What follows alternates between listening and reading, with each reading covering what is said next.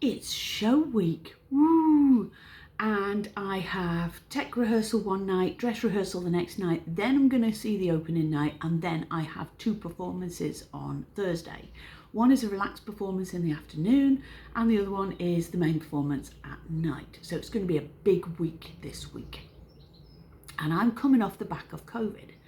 So feeling a bit tired, just feeling like my mind's all jumbled and just a bit chesty. So just trying to look after myself really. But today I wanted to talk to you about boundaries. Now, if you're a profesh, then you know all about boundaries. You know all about when you turn up, when you leave, all of that kind of thing. But when you're a volunteer, it is very easy to allow yourself to get a little bit overexcited and a little bit subsumed into what's going on with the group.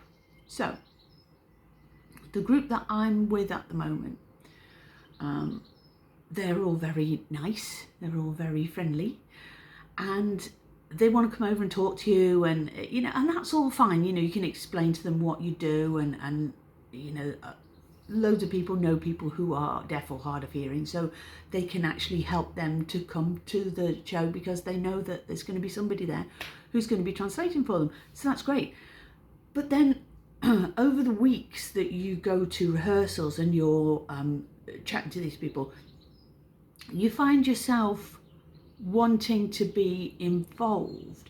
So they do things like leaflet drops, and they do social media posts and all that kind of guff that, they want to put the word out, they want to get their leaflets out, they want to do an Instagram takeover, all this kind of stuff. And you find yourself kind of volunteering to help. The last one I was with, I sang in the pit choir as well. And it occurs to me that I'm not part of their group. I'm not a member of that amateur dramatic group. This one that I'm doing the show with this week, the last one, all of the ones that I've done shows with, I'm not part of their group. So on the one hand, I want their show to be a success because that's good for me. It gets the word out that I'm doing what I'm doing. But on the other hand, it's not for me to be giving up my weekends to go and drop leaflets through doors or go to carnivals and do processions and stand outside shopping centres handing out leaflets. I've done it and I don't mind doing it, but where do those boundaries end? You've got to feel like it's okay to say no. And it's tech rehearsal on Monday, and that's usually the time when I am at my most diva.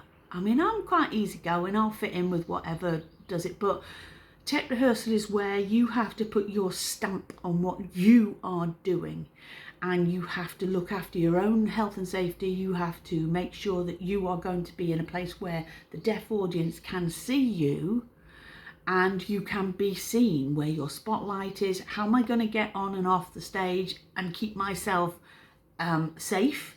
I'm not going to be blundering around in the dark. And those are the kind of boundaries that you set during tech rehearsal. But outside of tech rehearsal, there are other boundaries that you also have to set. And it's all very nice to get involved, and when they have a social after the show and they say, do you want to come to the meal out? Like, no, I don't want to come to the meal out. I do, but I'm not part of your group. You don't know who I am. You've only known me for the 4 weeks that I've been coming to your rehearsals. So yeah, and it works in the other way as well with the theatre staff. It's very easy for them to just think of you as another member of the theatre group, but you're not. You're not part of the theatre group, and you're not part of the theatre staff. You are a single unit by yourself. So It helps to set boundaries right from the start with group. So you tell them when you are going to rehearsal, and then you do them the courtesy of telling them when you can't go. So I couldn't go because I had a positive COVID test. So I texted them and said, I can't come to your run through next weekend. Yeah, simple as that. And then if they want you to do social media posts, you do your social media posts, but you do them. For this group, they said to me, we'd like you to do some YouTube videos to teach the audience some sign language. Absolutely not. No. I am a hearing person. Yes, I'm hard of hearing, but I'm a hearing person. And it is not for me to teach sign language. No. You want that doing, you get a deaf person to do it. I'm not doing it. I'm not prepared to do it. I'm not comfortable doing it. So no. And if you want me to do a video explaining the plot of the show or explaining how you can get tickets, that's fine. I will do that. But I will put my own subtitles on. And then I will send you the finished video. Yeah? So again, it's all about boundaries. How much do you do? How little do you do? When do you turn up? When do you leave?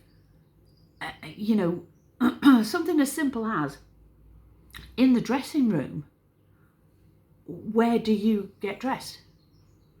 Where is your mirror that you can put your makeup on? Do you do it before you go to the show, or do you do it there? And if you do it there, you are going to be shuffled off into a dark corner because you're not part of the group. So,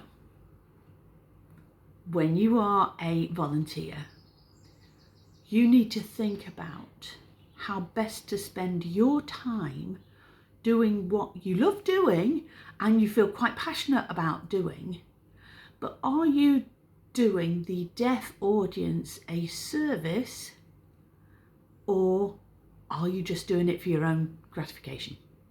Simple as that. If handing out leaflets at a carnival where there are deaf people who can come and have a bit of a chat with you, that's fine because you're servicing the deaf audience. But putting leaflets through letterboxes, that's just you wanting to be part of the group that you're never going to be part of. And it's an individual decision. It is. You've got to decide on where your boundaries are. Set them, stick to them, and then that group will know not to ask you to do X, Y, and Z in the future because you have made it plain exactly what you're prepared to do and what you're not prepared to do.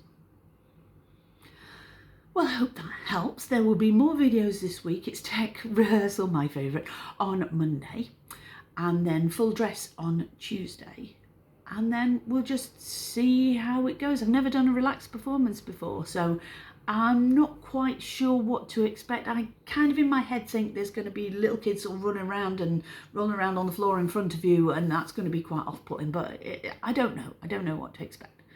There's going to be people getting up and going out when they get a little bit overwhelmed by everything. The lights are going to be higher. There's not going to be as much special effects. I don't know anything other than that. So it's going to be interesting to find out, I think. And it's all a learning curve for me. So there you go. I will speak to you again later in the week.